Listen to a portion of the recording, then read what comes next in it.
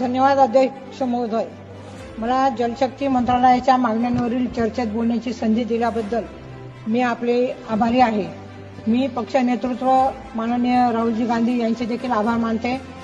जलस्रोतांचे संवर्धन आणि संरक्षण तथा शाश्वत वापर आपल्यासाठी खूप महत्त्वाचा आहे। अध्यक्ष महोदय, मी प्रधानमंत्री कृषी सिंचन योजनेच्या माध्यमातून आपल्या महाराष्ट्रातील आणि मतदारसंघातील काही सिंचनाचे प्रकल्प आहेत ते मांडत आहे। त्याच्यामध्ये माझ्या धुळे लोकसभा मतदारसंघातील धुळे शहरातील वाढती लोकसंख्या पाहता मागील वर्षी धुळे शहराला 8 दिवसांनी पाणी पुरवठा होत होता आणि तो पाणी पुरवठा तापी पाईपलाईनवरून पाणी पुरवठा होत होता। सध्या 4 दिवसांनी होतोय अध्यक्ष महोदय। पाईपलाईन 40 वर्षांपूर्वीची असल्याने ही पाईपलाईन अत्यंत जीर्ण झाली आहे। त्यामुळे त्यातून वारंवार पाण्याची गळती होते आणि पाणी पुरवठा विस्कळीत होतो।